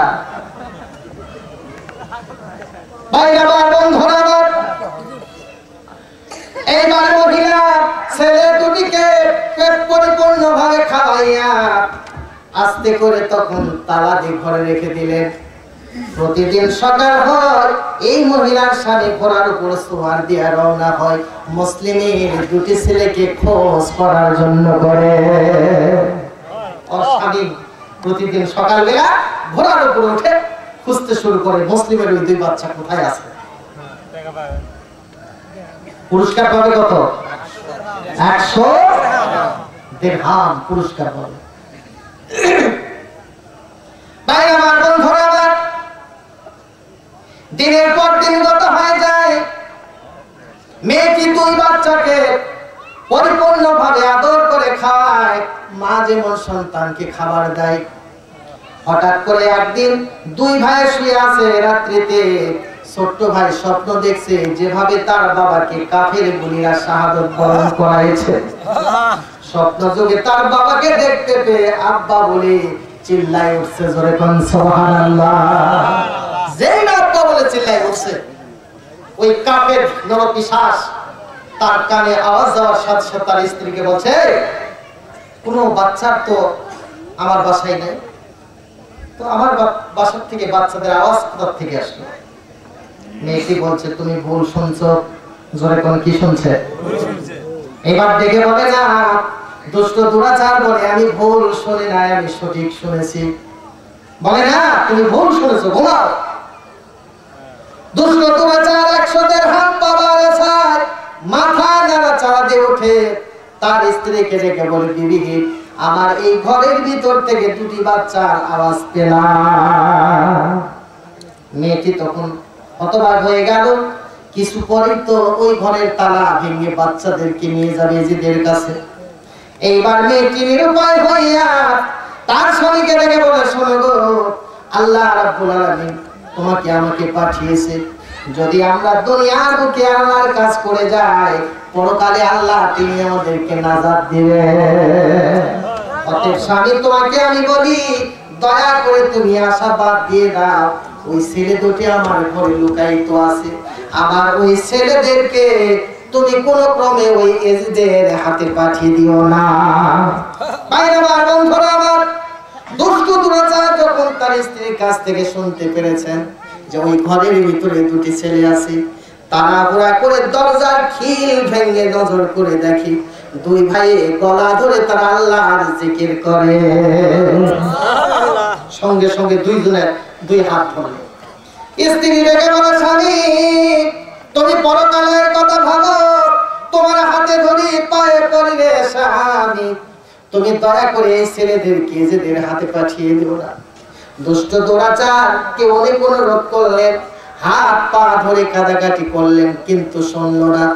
অবশেষে 2টি ছেলেকে এইবার ঘোড়ার উপর উঠাইয়া সওয়ার দিবি। মেয়েটি এইবার তার ছেলেদেরকে ডেকে বলে, রে ছেলেরা তাড়াতাড়ি করে আসো, এই বাচ্চাকে তোমরা যদি হেফাজত করতে পারো, আল্লাহ তোমাদের প্রতি রাজি খুশি হয়ে যাবে। ইমাম বংশের নবীজির আশিকে রাসূলদেরকে হত্যা করা যাবে না, তাদেরকে মারা যাবে না। যেমন করে হোক না কেন, তোমাদের বাবার কাছ থেকে এই 2টি ছেলেকে দয়া করে তোমরা বাঁচাই নাও। যদি আজকে এদেরকে তোমরা বাঁচাও, আল্লাহ তোমাদেরকে জাহান্নামের আগুন থেকে বাঁচাই দিবে। আমার বন্ধুরা, আবার তার ছেলেরা এবার এসলেন। আসার পর তার বাবাকে বললেন, বাচ্চাদেরকে তুমি ইজিদের কাছে দিও না। এইবার তার বাবা রেখে বলে, তোমরা দূর হয়ে যাও, কারণ আমি শুনবো না। যদি আমি বাচ্চাদেরকে এজিদের হাতে পাঠাই দেই, এজিদের কাছে পৌঁছাই, তাহলে পুরস্কার পাবো 100 পুরস্কার পাবো। লম্পট শয়তান বদমাইশ যারা, এরা কোনদিন ধর্মের কথা কি বলেন শুনবে? শুনবে না। এইবার দুষ্ট দুরাচার দেখে বলে, তোমরা আমার কাছ থেকে দূর হয়ে যাও। ছেলেরা দেখে বলে, বাবা তুমি বাবার মর্যাদা দিয়েছো, যদি এই দুটি সন্তানকে তুমি আমাদের কাছে ফিরে না দাও, তোমার সঙ্গে আমরা যুদ্ধ করবো। জোরে কোন সুবহানাল্লাহ। এইবার বাবা আর ছেলে যুদ্ধ শুরু হয়ে গেল। বাবা অবশেষে তরবারি আঘাত করে আপন ছেলেদেরকে আল্লাহর জান্নাতে পাঠিয়ে দিল। দুই সন্তান দুনিয়া ছেড়ে বিদায় হয়ে চলে গেল। এইবার দুষ্ট দুরাচার হযরতে মুসলিমের ছেলেকে সাথে করে নিয়ে যাচ্ছে। কিছু দূর যাওয়ার পরে ভাবলে, যদি একে জীবন্ত এজিদের দরবারে পৌঁছায়, তাহলে আমার হয়তো ভাগ্য হবে না। আমার চাইতে অনেক শক্তিশালী কোন বাহাদুর এসে আমার কাছ থেকে এদেরকে ছিনিয়ে নিয়ে যেতে পারে। অতএব হবে না, একে জীবন্ত অবস্থায় মেরে ফেলে এর দুটি শিরচ্ছেদ, মাথা মস্তক আমি এজিদের কাছে নিয়ে যাব। কথা বুঝে আসছে? এইবার দুই ভাইকে ঘোড়ার থেকে নামালে। ঘোড়ার থেকে নামানোর পর এইবার তাদেরকে মারবে। এমন অবস্থায় বড় ভাই তখন ডেকে বলে, শোনো গো, আমার বাবা দুনিয়া ছেড়ে বিদায় হয়ে চলে গেছে, তুমি আমাদেরকে মেরে ফেলে দিবে। আমাদের কোনো আপত্তি নাই, তবে আমার একটা কথা শোনো গো, আমার ছোট ভাইকে আমার সামনে তুমি হত্যা করো না, কারণ আমার ছোট ভাইকে যদি তুমি হত্যা করো, এটা আমার কলিজায় সহ্য হবে না। এইবার বড় ভাই একথা বলার সাথে সাথে ছোট্ট ভাই তখন কেঁদে বলে, দয়া করে তুমি আমার বড় ভাইকে মারবা না, আমার বড় ভাইকে হেফাজতে রাখো। যেমন করে হোক না কেন আমার বড় ভাইকে জীবিত রাখবো, তার বিনিময়ে তুমি আমাকে হত্যা করো। দুষ্ট দুরাচার রাগ করে এবার দুই ভাইকে বললেন, তোমরা সিজদা করো। যখন আল্লাহু আকবার বলে সিজদা করলেন, তরবারি মারলেন, দুটা মস্তক ছটকে চলে গেল। এই দুই মস্তক বেগের ভিতরে উঠাইয়া মরা দেহকে ওখানে রেখে ঘোড়ার উপর সোয়াতে যাচ্ছে এজিদের দরবারে। জোরে কোন কোথায়? আরো জোরে কোন কোথায়? এজিদের দরবারে যাচ্ছে। বাইরে আমার বন্ধুরা, আবার কিছু দূর যাবার পরে সন্ধ্যা যখন লেগে গেল, দুষ্ট দুরাচার ভাবলেন, এই রাতের মধ্যে যদি আমি চলতে থাকি, কেউ যদি আমার এই বস্তা বন্দি দেখে, এই ব্যাগটুকু দেখে, তাহলে মুসলিমের দুটি সন্তানের শের পেয়ে যাবে, মাথা পেয়ে যাবে, জোর করে আমার কাছ থেকে ছিনিয়ে নিয়ে যাবে, আমার সকল কাজগুলি বাতা হয়ে গেল। ঠিক কিনা বলে? দুষ্ট দুরাচার তখন এক বাসায় গিয়ে বলছে, দয়া করে তোমরা একটু আমাকে রাত্রি যাপন করার ব্যবস্থা করে দিবা। এইবার বাসাওয়ালা ডেকে বলে, কোথা থেকে আসছেন? বলে, আমি যাব কুফা শহরে এজিদের কাছে। রাত্রিতে আমি চলতে পারি না, বিধায় রাত্রি আমাকে যাপন করতে হবে। এইবার তখন বাসাওয়ালা তাকে বললেন, ঠিক আছে, তুমি রাত্রি আমার বাসাতে কাটাতে পারবে। এবার দুষ্ট দুরাচার এই দুটি মাথা রেখেছেন বেগে, এই বেগটুকু তার হাতে দিয়ে বলেন, এটা সুন্দর করে দয়া করে রেখে দিবেন, সকাল হয়ে যাওয়ার পর আবার আমার জিনিস আমার কাছে পৌঁছে দিবে। ভাই আমার বন্ধুরা, আমার এইবার আল্লাহর বান্দা বাসাওয়ালা তখন এই বেগটুকু সযত্নে ঘরের এক কন্যারে হেফাজতে রেখে দিলেন। ঘরের কন্যারে হেফাজতে রেখে দিয়ে তারা সকলে ঘুমিয়ে গেলেন। হঠাৎ করে দেখছে স্বামী স্ত্রী সমস্ত ঘর আলোকিত হয়ে গেছে, সমস্ত ঘরখানা আলোয় উষ্ণায় হয়ে গেছে। ঘরের তালা ফাটিয়া আল্লাহর নূরের রাস্তা মাথা গুলোর উপরে পড়ে গেছে।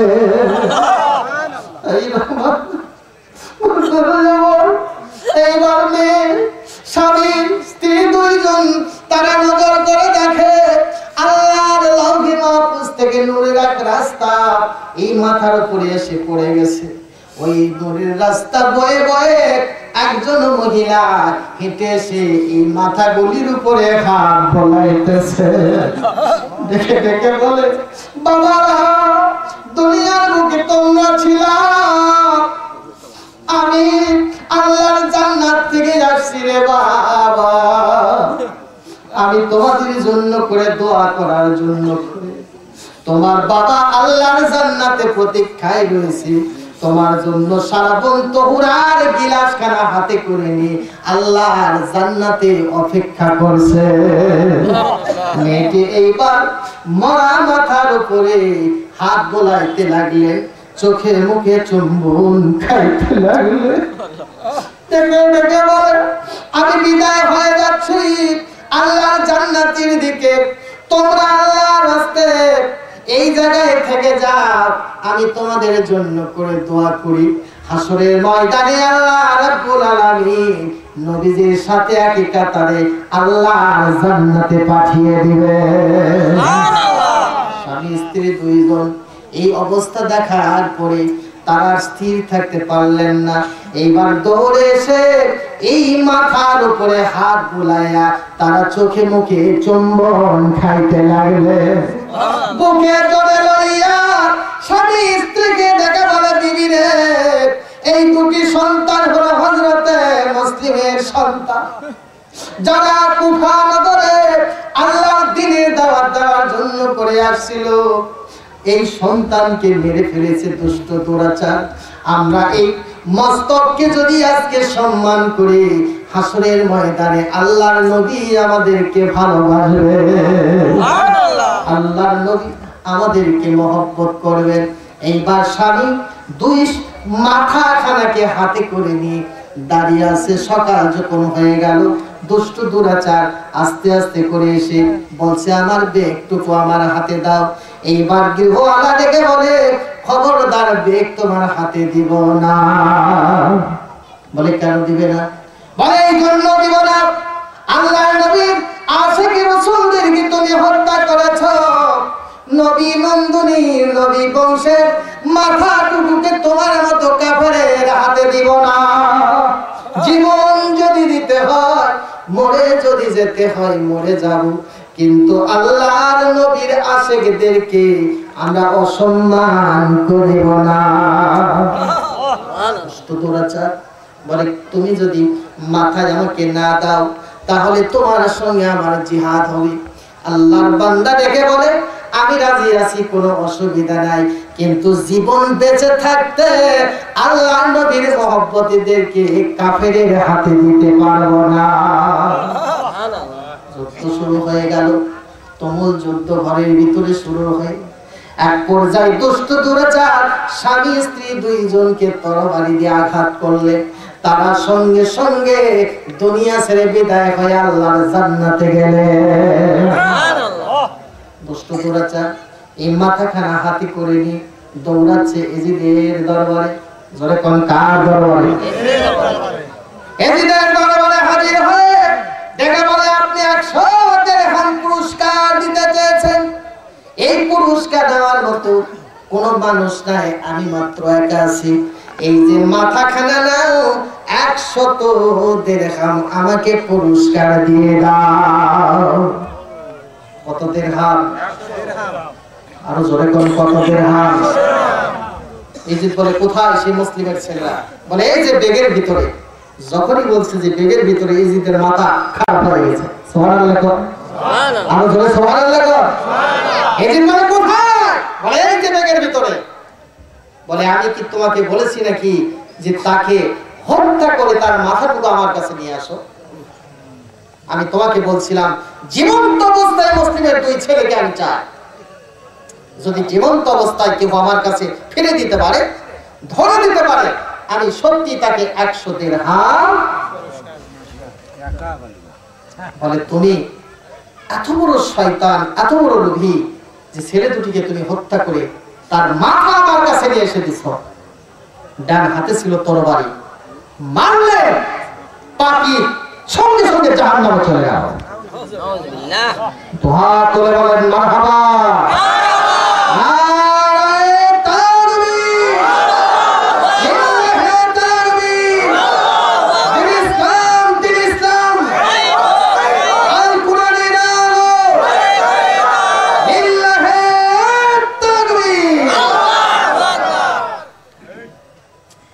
কাফের নরশ্বেত হয়ে গেছে।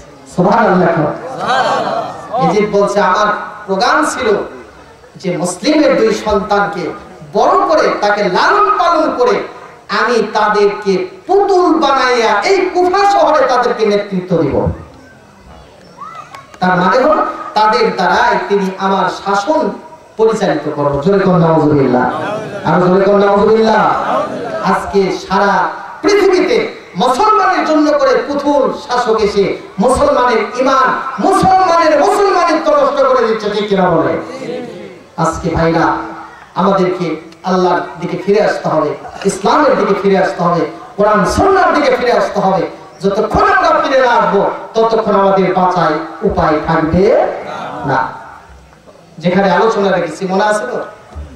আলোচনা কোথায় রেখেছি? হযরত বিল্লাল। কোথায়? মনে নেই আপনাকে? মনে আছে, ঠিক আছে। উমাইয়া ডেকে বলে বিল্লালকে, বিল্লাল তুমি যদি কালেমা ছাড়ো তাহলে আমি তোমাকে আযাব দিব না, তোমাকে আমি নাজাত করে দিব, তোমাকে মাফ করে দিব। কিন্তু বিল্লাল কোনো কথা শোনে না, শুধু মুখে বলে লা ইলাহা ইল্লাল্লাহ। জোরে জোরে লা ইলাহা ইল্লাল্লাহ, লা ইলাহা ইল্লাল্লাহ, লা ইলাহা ইল্লাল্লাহ, ও লা ইলাহা ইল্লাল্লাহ মুহাম্মাদুর রাসূলুল্লাহ সাল্লাল্লাহু আলাইহি ওয়াসাল্লাম।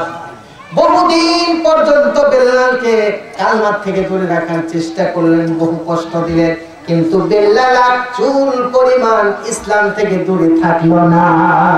সুবহানাল্লাহ। অবশেষে উমাইয়া ডেকে বলে, আমার কৃতদাসগুলি যারা আছো এই বিল্লালের গলায় দড়ি লাগাইয়া টেনে হেঁচড়ে নিয়ে যাও, পাহাড়ের উপরে উঠাও, আবার ওই পাহাড় থেকে তোমরা তাকে নিচের দিকে নামাও। হযরতে বিল্লালকে গলায় দড়ি রশি লাগাইয়া এবার ওই পাহাড়ের উপর উঠাইতে লাগলো, পাহাড় থেকে আবার নিচের দিকে নামাই দিতে লাগলো। এতে হযরতে বিল্লালের পিছনের পিঠের গোশতগুলো ছিঁড়ে ছিঁড়ে হযরতে বিল্লালের গোশতগুলো ওই পাহাড়ের পাথরের সঙ্গে লেগে যেতে লাগলো। হযরতে বিল্লাল একবার বিল্লালকে উঠায়, আবার নামায়, আবার উঠায়, আবার নামায়, এমনি করতে করতে উমাইয়া এক পর্যায়ে গিয়া দেখছেন বিল্লাল মনে হয় মরে গেছে। কিন্তু আস্তে করে দেখছে বিল্লাল তার জিহ্বাখানা বের করে টস টস করে পড়ে লা ইলাহা ইল্লাল্লাহ মুহাম্মাদুর রাসূলুল্লাহ। উমাইয়া ভাবছে এখনো বিল্লাল মরে না, বলে আর তোমরা দেরি না করে এই বিল্লালকে তোমরা জীবন্ত কবর দাও। সমস্ত লোকেরা বিল্লালকে নিয়ে গিয়ে গলাটুকু বের করে তাকে জীবন্ত কবর দিতে লাগলো। হযরত আবু বকর সিদ্দিক রাদিয়াল্লাহু তাআলা ওই পথ ধরে তিনি নবীজির দরবারে যাচ্ছেন।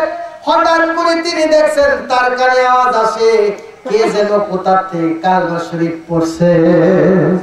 আবু বকর চিন্তা করলেন এই কালেমা যদি কোন জায়গা থেকে আসে।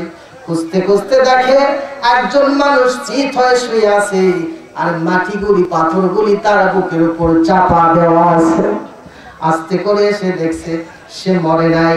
এইবার দুই হাত দ্বারায় বিল্লালকে পাথরের ভিতর থেকে উঠাইয়া বিল্লালকে দেখতে পেয়ে তিনি চিনতে পারলেন উমাইয়ার সে দাস। আস্তে আস্তে করে উমাইয়ার কাছে গিয়ে দেখে বলে, উমাইয়া বিল্লালের পরিবর্তে আমি একটা কৃতদাস দিব, আর বিল্লালের বিনিময়ে আমি কিছু অর্থ দিব, তার বিনিময়ে তুমি বেলালকে আমার কাছে বিক্রয় করবে কিনা? ভাইয়া ভাবলেন এটা তো ভালো কথা, কৃতদাসের বিনিময়ে একটা কৃতদাস পাওয়া যাবে, আর তার বিনিময়ে কিছু অর্থ পাওয়া যাবে। আর যেই কৃতদাস আমার আনুগত্য করে না তাকে রাখার চাইতে না রাখাই ভালো। আবু বকরের হাতে দিয়ে দিলেন। হযরত আবু বকর বেলালকে হাতে করে নিয়ে নবীজির দরবারে তিনি হাজির হলেন। আল্লাহর হাবিবের দরবারে হাজির হওয়ার পর আল্লাহর রাসূল তখন নজর করে দেখছে বেলালকে আবু বকর সাথে করে নিয়ে আসছে। আল্লাহর নবী সাহাবায়ে কেরামদেরকে ডেকে বলে, রে সাহাবারা, একবার নজর করে দেখো, আল্লাহর জান্নাতি মানুষ তিনি আমার দরবারে আসিতেছে। দুহাত তুলে বলেন মারহাবা। কিসের মানুষ? আল্লাহর জান্নাতি মানুষ, সে আমার কাছে আসছে। আপনারা কি জান্নাতি হতে চান না? আল্লাহর বেহেশতে থাকতে চান না? আমি প্রথমেই বলছি, বেহেশতের সার্টিফিকেট কারা কারা নেবে? আপনারা সকলেই হাত তুলছিলেন, কি কথা ঠিক না? কিন্তু বেহেশতের সার্টিফিকেট আজকের মাহফিলে আল্লাহর পক্ষ থেকে যারা পাবে, একনিষ্ঠভাবে তাদেরকে আল্লাহ এবং আল্লাহ রাসূলের প্রতি মহব্বত রাখতে হবে, ভালোবাসা রাখতে হবে। কি কথা ঠিক না? হযরত আবু বকর, হযরত ওমর, হযরত উসমান একসাথে নবীজির সাথে যাচ্ছে। কার সাথে যাচ্ছেন? নবীজির সাথে যাচ্ছেন। যাবার লাগে আল্লাহ রাসূল সাহাবাদেরকে ডেকে বলে, রে সাহাবারা, ওই যে দেখো গাছের সঙ্গে আল্লাহর জান্নাতের সার্টিফিকেট বাঁধা আছে। সুবহানাল্লাহ। কার সাথে বাঁধা? গাছের সাথে। সাহাবারা দেখছেন কার সাথে বাঁধা আছে? বলে, ওই যে দেখো গাছের সাথে আল্লাহর জান্নাতের সার্টিফিকেট বাঁধা আছে। সুবহানাল্লাহ। সুবহানাল্লাহ। তো তখন সাহাবারা বলছেন, ইয়া রাসূলুল্লাহ, ওই গাছের সঙ্গে তো ছোট্ট একটা বাচ্চা ছেলে মানুষ বাঁধা আছে। বলে, ওই ছেলের হাত এবং পায়ের বাঁধন যে খুলে দিতে পারবে, আমি নবী বলছি আল্লাহর জান্নাতের সার্টিফিকেট সে পেয়ে যাবে। সাহাবারা তখন দৌড়াতে লাগলেন। হযরত ওমর ফারুক রাদিয়াল্লাহু তাআলা সবার আগে গিয়ে বাঁধন খুলে দিতে লাগলেন। আল্লাহর নবী ডেকে বলে, হে সাহাবারা, হে ওমর, এই বাঁধন তোমার হাতে খুলে দেওয়া সম্ভব নয়। এই বাঁধন খুলে দিতে পারবে হযরত ওসমান জিন্নুরাইন ছাড়া অন্য কেউ না। ওসমান জিন্নুরাইনকে ডেকে বলে, ওসমান, ওই ছেলেটির হাতে পায়ের বাঁধন যদি তুমি খুলে দিতে পারো, আল্লাহ পাক তোমাকে জান্নাতের সার্টিফিকেট দিবে। পড়ুন সুবহানাল্লাহ। ওসমান এবার দৌড়ে গিয়ে ছেলেটির হাত এবং পায়ের বাঁধন তখন খুলে দিতে লাগলো। আল্লাহর নবীজি ডেকে বলে, ওসমান, শুধু হাত এবং পায়ের বাঁধন খুলে দিলে হবে না। ওই যে দেখছো বাঁকা একটা খেজুরের গাছ, ওই যে গরিব মানুষের বাড়ির দিকে হেলিয়ে গেছে, এই গরিব মানুষ এই ছেলেটির বাবা, সে আমার প্রতি ঈমান এনেছে। সুবহানাল্লাহ। আর ওই বাঁকা খেজুরের গাছ এক ইয়াহুদি বাটা, সে জানতে পেরে সকাল হলে এই ছেলেরা খেজুরগুলি কুড়ে কুড়ে খায়, কিন্তু তারা ঈমান আনার কারণে ওই দুষ্ট দুরাচার ইয়াহুদি বাটা তাদের প্রতি বহু রকমের নির্যাতন করে, গালিগালাজ করে। এই ছেলের বাবা নিরুপায় হইয়া সকালবেলা ছেলের হাত এবং পা গাছের সঙ্গে বেঁধে রেখে মানুষের কাজকর্ম করার জন্য করে বেরিয়ে যায়। সন্ধ্যা যখন ঘনিয়ে আসে, ওই ছেলের বাবা এসে হাত এবং পা তার বাঁধন খুলে দিয়ে নিজের ছেলেকে বাসায় নিয়ে চলে যায়। রে ওসমান, তুমি যদি এই ছেলেটির হাত এবং পায়ের বাঁধন খুলে দাও, তার আগে তোমাকে ওই খেজুরের গাছটুকু ক্রয় করে নিতে হবে। আর জোরে সুবহানাল্লাহ। তাইরা আমার বন্ধুরা, আমার হযরত ওসমান দৌড়ে চলে গেলেন ওই খেজুরের মালিক ইয়াহুদি বাটা তার বাড়িতে। জোরে কোন তার বাড়িতে? ওই ইয়াহুদির বাড়িতে গিয়ে এবার ডেকে বলছে, বাসায় আছে কিনা? একজন বেরিয়ে এসে বলে, কি চান? কারণ ইয়াহুদি বাটা হযরত ওসমান জিন্নুরাইনকে চিনে না। তাকে দেখে বলছে, আপনি কি চান? বলে, আপনার ওই বাঁকা খেজুরের গাছটুকু দয়া করে আপনার আমার কাছে কি বিক্রয় করবেন নাকি? ইয়াহুদি করছে, আপনার ওই বাঁকা খেজুরের গাছ কিসের দরকার? বলে, আমার যে দরকারই থাক না কেন, তুমি কি আমার কাছে বিক্রয় করবা? ইয়াহুদি তখন ভাবছে, আশ্চর্য কথা, বাঁকা খেজুরের গাছের কি প্রয়োজন? এবার ডেকে বলছে, যে দয়া করে আপনার পরিচয়টুকু কি দিবেন? হযরত ওসমান বিন নুরাইন বলছে, আমার নাম হলো ওসমান। জোরে কোন তার নাম কি? আরো জোরে কোন তার নাম কি? বলে নবীজির সাহাবা, আমার নাম ওসমান। ইয়াহুদি বেটা ভাবলেন ওসমান তো বড় ধনী মানুষ, এই ওসমান আমার কাছে এসে বাঁকা খেজুরের গাছ ক্রয় করার জন্য করে। হযরত ওসমানকে এবার সুযোগে লাগাইলেন।